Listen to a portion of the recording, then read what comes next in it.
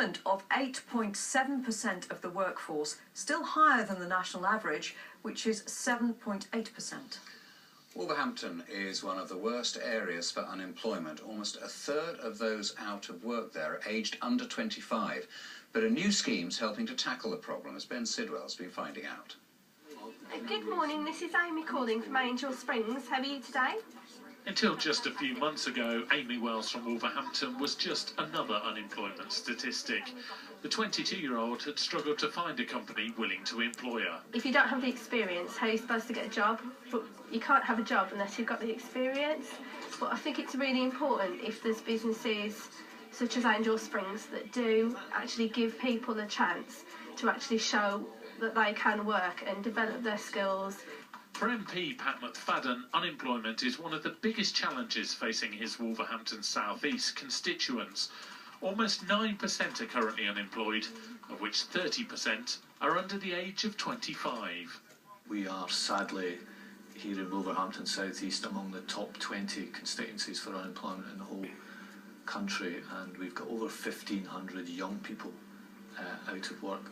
So to try and help, the MP set up a work experience programme involving 40 local companies and sent a leaflet explaining the scheme to every young person in his constituency.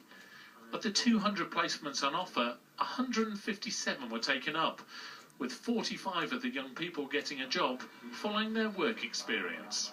Not only did we get 45 young people into work, but many of those young people would not normally have had the chance of an internship or work experience. So we got to the kind of young people that have maybe been missing out on these kind of opportunities in the past. Here at Angel Springs, they took on 9 people as part of this work placement scheme, 4 of whom are now working for the company on a permanent basis. But the chances are, without this project, none of those, including Amy here, would even have got through the door for an interview.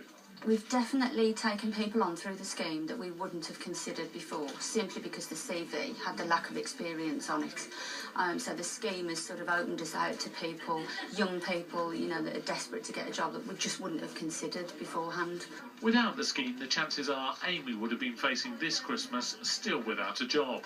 The hope is, thanks to the success of this programme, similar ones could now be run in other parts of the Midlands. Ben Sidwell, BBC Midlands Today, Wolverhampton. Paul Uppel, the Conservative MP